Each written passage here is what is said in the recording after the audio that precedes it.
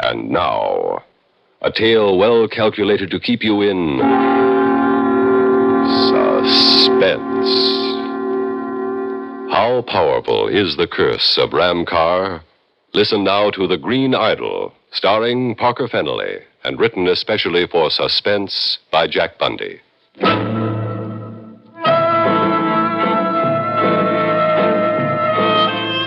Now, I do not suggest that you try any strong-arm methods here in the city of Mecca, Mr. Hesher. You might have cause to regret it. You see, some of these devils have the very bad habit of putting a curse on one that might have the most dire results. Oh, I'm quite serious about it, really. Bye, Harry, Doc. I'm sure glad that you're along on this here tour to sort of steer us around. Oh, I'm enjoying it every bit as much as you are, Mr. Hesher, in spite of the fact that I've seen this country before. And I sure am glad you had that travel agency change our course for us, too. Good. Ain't you, Ethel? Please, Herbert, it's aren't, not ain't. Yeah, that's what I meant. But ain't you? Oh, Herbert. Yes, sir. Who would ever have thought that a couple of just plain country folks, like me and Ethel here, would ever end up halfway across the world here in Arabia, right here in this holy city of, this, what'd you say the name of this town is, Dr. Etherington? Mecca, Mr. Hesher. That's it, Mm-hmm. Mecca, right here in Mecca. And from what I see out there in the streets on the way over to this hotel, well, Ethel, this really ought to be the place for you to pick up all them souvenirs you want for the folks back home. Especially that one shop the doc here told us to look out for. Well, we'll see, Herbert. Hamid? Is that his name, Doc? Yes, that's the name. But let me warn you, though, Mr. Hesher, some of these shop owners drive a pretty hard bargain. Don't let them take you, as you Americans say, particularly Al Hamid, the Hindu. Take me? Mm-hmm. Take me? One of the best old horse traders ever lived? Now, don't start boasting, Herbert. Well, don't you worry none, Doc. You see what I done to that crook that tried to gyp me back there in Paris, France, didn't you? This is not Paris, Mr. Hesher, and some of these devils have the very bad habit of putting a curse on one that might have the most dire results. A curse? Yes. Oh, now, Dr. Etherington, you're joking, of course. Of course he is. No, Mrs. Hesher, I'm not. I'm really quite serious about it. Oh, now listen, Doc. You know as well as I do that all that kind of talk is just a lot of superstition. Well, I, too, felt that way for a long time, but now, well, I'm not so certain. Superstition, that's all it is. And me, I ain't superstitious. Are you sure? What? Well, isn't there a little superstition in all of us? Just a little? Oh, yes, I suppose there is, really. A little. No, of course there ain't. Foolishness, that's all. And don't you let the doc here scare you, Ethel. Now, when are we going to get out and look around the town? Right now, Doc? Well, this afternoon I must visit with an old school chum. I promised to look him up the moment we arrived and then have dinner with him. But I shall see you here at the hotel this evening, shan't I? And then we can plan a tour of the city tomorrow. How's that? Yeah, we'll be here, Doc. Good. And probably all loaded down with souvenirs that I've picked up by out horse trading some of these natives. Well, I hope you do very well. I'm sure we will, Doctor. But, please, Yeah? just remember my warning. Oh, sure.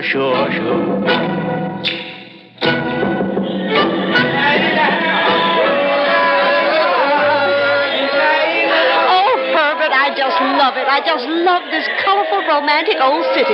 Yeah, it's mighty pretty, Ethel, in spite of all the dirt and noise and all.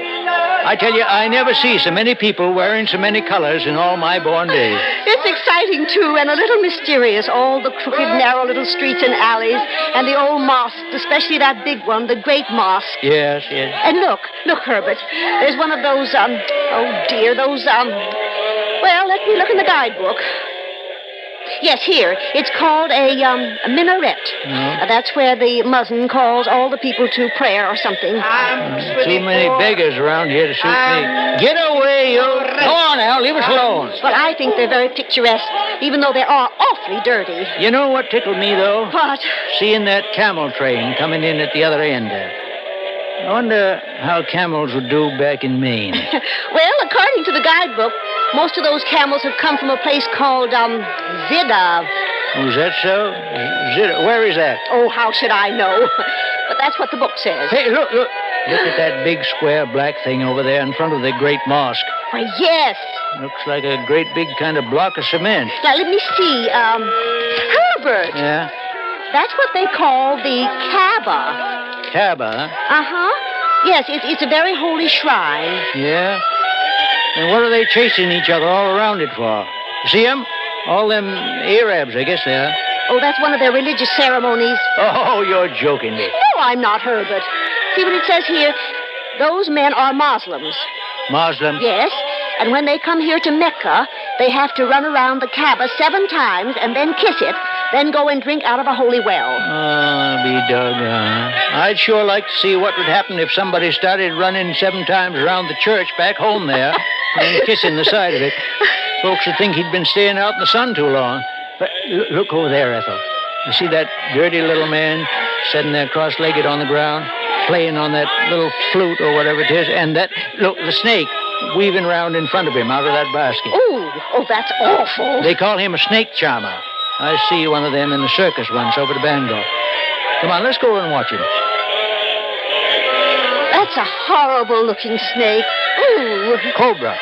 That's what they call it. That's a hooded cobra. I see a picture of it one time in a book. I don't care what they call it. I don't like it. He sure has got it charmed, all right. Look, see the way it sways back and forth while he plays to it, back and forth. Ooh, it makes me shudder. Herbert, let's go somewhere else. Tell fortune, Effendi. What? Tell you all the future in the magic sand. Oh, say, now, that's an idea. How about it, Ethel? Want your fortune told? No. Let's go and see if we can't find that Al Hamid's curio shop the doctor told us about. No, come on. Let's get our fortune told. I don't like that horrid snake. It gives me the shivers. Well, I want mine told anyway. Yes, you go right ahead, mister. Go ahead. Yes, sahib. Now, you want to look at the palm of my hand, or have you got tea leaves or something? No, sahib. I tell in the magic sand. Magic sand, eh? Yeah. Come on, Ethel. Come on. Get a load of it. La, la, la. What? La, la, Oh, wait a minute. Instead of singing it, just say it, so as I can understand it, huh? Look now, sahib. I stir the magic sand around. Please, Herbert, around. I don't like this man. I don't like his dirty old snake. Just wait now. Arab Sidi. Now, I look in future. Yeah? In future, I see, No. What? What are you talking about? No, I cannot tell you. Go away. Now, don't start pulling that stuff. You go away. Well, what about that fortune you was going to tell me? I will not tell you. Mekto! Herbert, I don't like the way he's looking at us. It is best you do not know, Sahib. Now, listen here, mister. Are you going to tell my fortune, or ain't you? No. It's trouble. Much trouble. You must beware. What are you talking? Beware of what? Beware the fingers of death. Oh, no. Herbert, I don't like this. Beware the fingers of death. Yeah? What kind of fingers is that supposed to mean? I do not know, Sahib. I only know I see them in the sand. You go now. Okay, mister. If that's your idea of a joke. Scaring all the tourists with a little mumbo-jumbo. Herbert. Now, here you are. Here's a royal for your trouble. Come on now, Ethel. We'll look for that shop now. Do not forget, Effendi, I have warned you. Beware the fingers of death. Sure. Hey, pretty good act, huh? Herbert, he wasn't joking. Oh, come on now, Ethel. Just a lot of crazy nonsense for the tourist trade, that's all. Is it? With that strange look in his eyes, the way he looked at me? Well, sure, that's just part of the act he was putting on. If only I could believe it. Well, of course you can. Now, just come along and forget all about it. No, I can't. I'm frightened, Herbert. I'm frightened.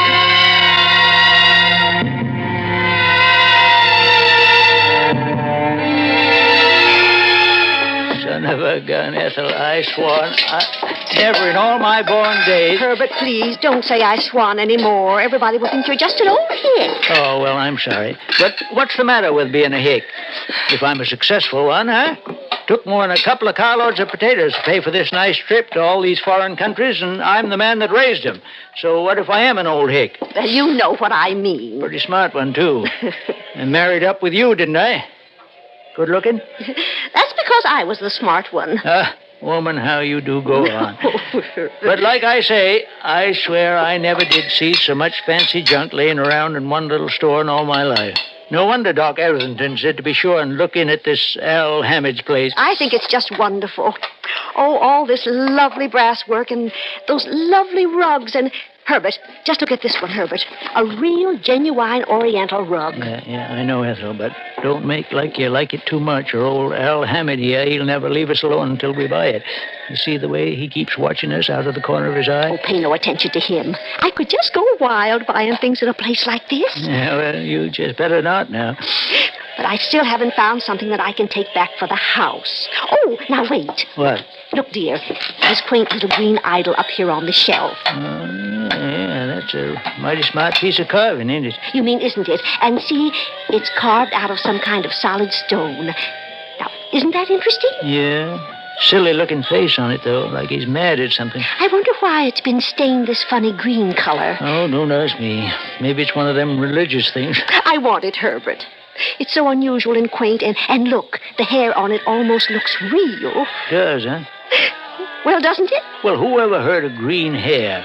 Woman, you are a caution. But it's such fine carving, even to the toes and the long, slim fingers on it. Herbert, it's just exactly what I want. Well, if you ask me, it's kind of strange, eerie looking, if you really think about it.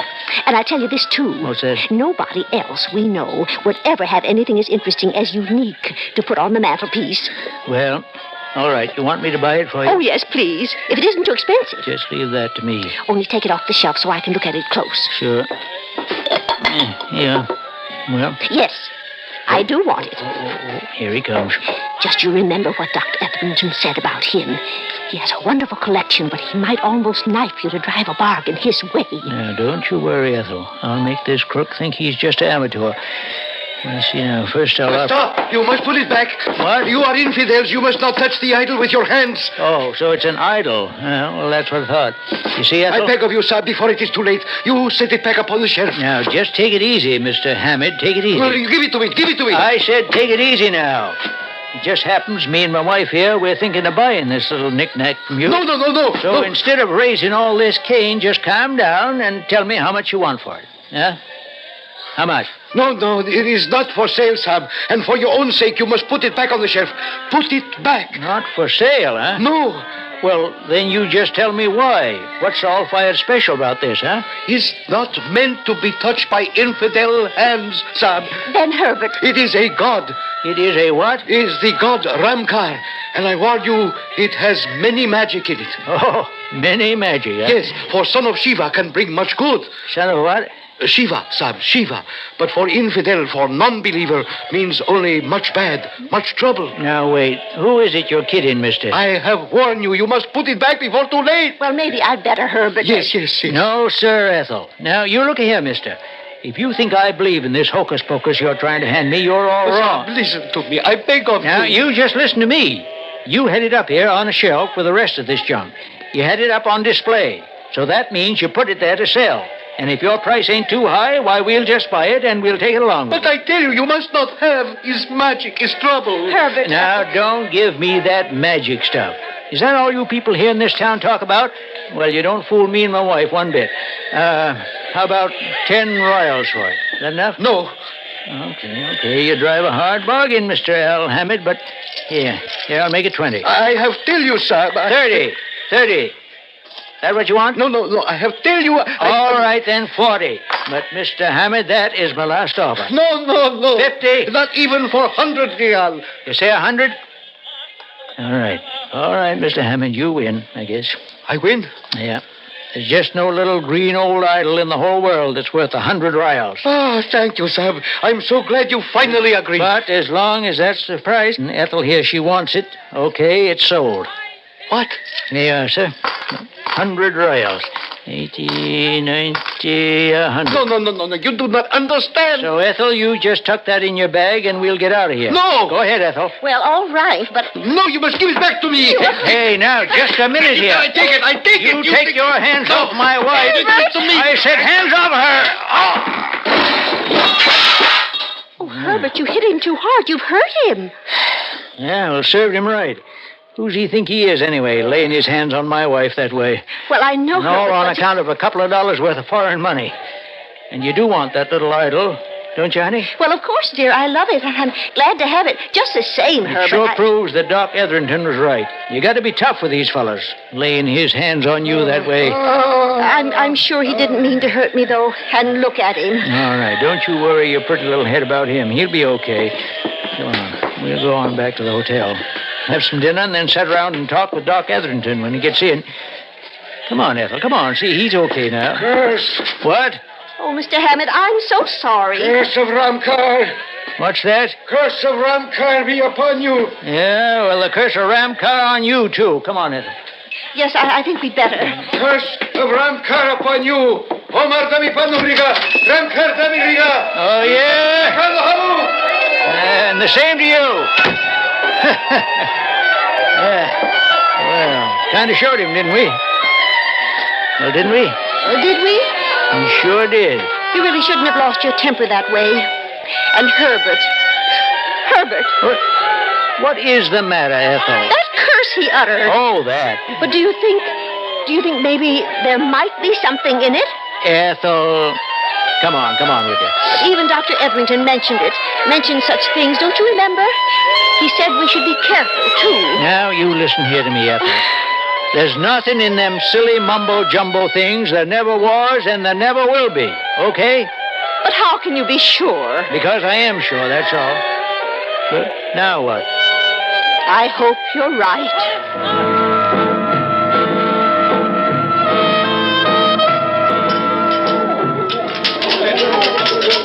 Well, I'm sorry you had trouble with that little Hindu shopkeeper, I'll admit, but then I did warn you to watch out for him, didn't I? Oh, well, Doc, it wasn't too bad. Only when he put his dukes on Ethel, I tell you, Really? Yes, just didn't like my offer, I guess, on the little green idol she'd picked out.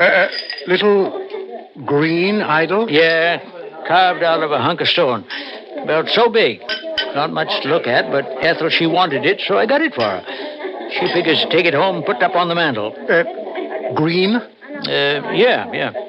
Well, I think I'd like to see it, Mr. Hesher. As a matter of fact, I think I'd better see it. Well, sure. I'll be glad to show it to you.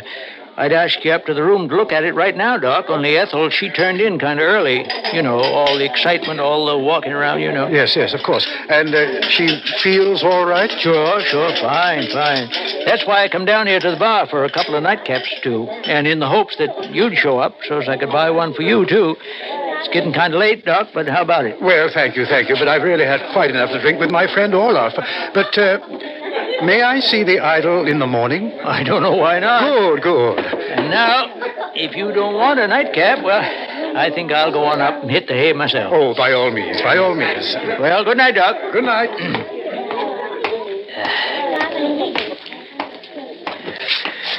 Going up, sir? Right you are, Sonny. Your floor, sir? Third floor, Sonny. Number 3. Yes, sir. Well, mighty interesting little town you got here. You know that? Thank you, sir. I'm glad you like it. Here we are.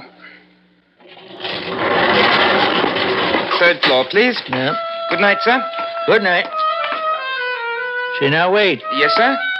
I don't know who's making that music this time of night out there, but... Music, sir? Yeah, but my wife, she had a headache after supper and she needs her sleep.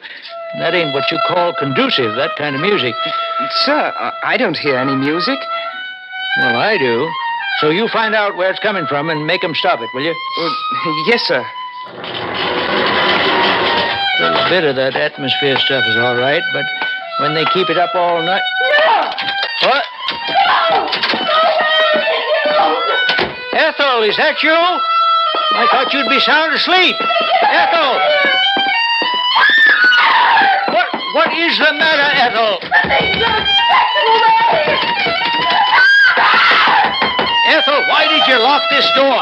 Open it up. Help me! Oh, green fingers! Ethel! Okay, then. Ethel.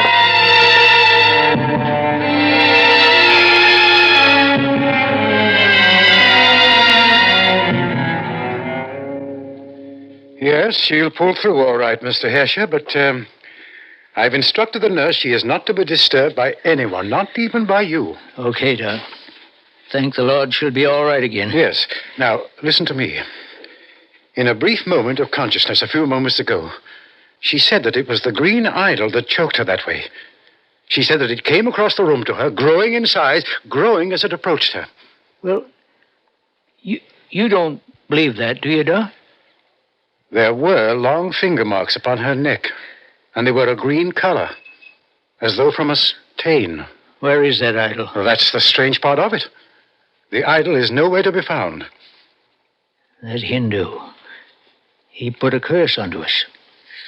He's the one that done it. But you yourself told me the door of her room was locked from the inside, and no man living could have scaled the wall to get in by the window. That Hindu. That Al Hamid.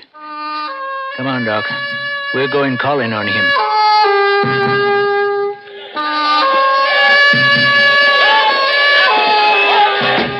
Here now, Doc. You come on in with me. All right. But I still think we'd have done better had we consulted the authorities, Mr. Hesher. After all... Yeah. Well, I learned a long time ago. Doc. Good heavens. Someone's done him in. Yeah. Strangled him, Doc. His face, look. It's purple. Yes, but look here. The same long green finger marks on his neck. Now do you believe? It's the curse of the idol of Ramkar. I threw it back at him, Doc. I didn't know. I didn't think it meant anything. Wait. Here. Clasped in his hand. What? What is it, Doc? The killer, I suspect. The little green idol.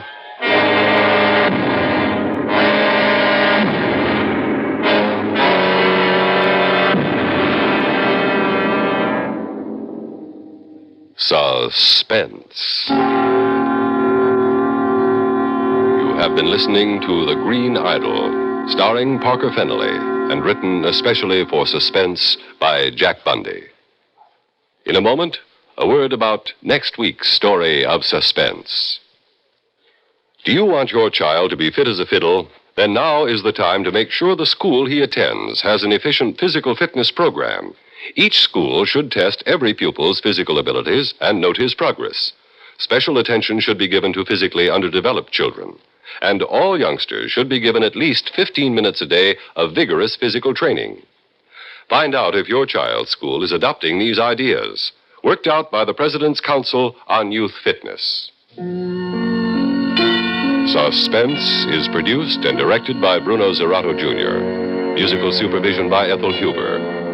Featured in tonight's story were Abby Lewis as Ethel, Mercer McLeod as Dr. Etherington, Louis Van Ruten as Al Hamid, Guy Rep as the Fakir, and Ronnie Liss as the elevator boy. Listen again next week when we return with The Man in the Fog, written by Joseph Cochran. Another tale well calculated to keep you in suspense. Get in the game with Phil Rizzuto's Sports Time Monday through Saturday on the CBS Radio Network.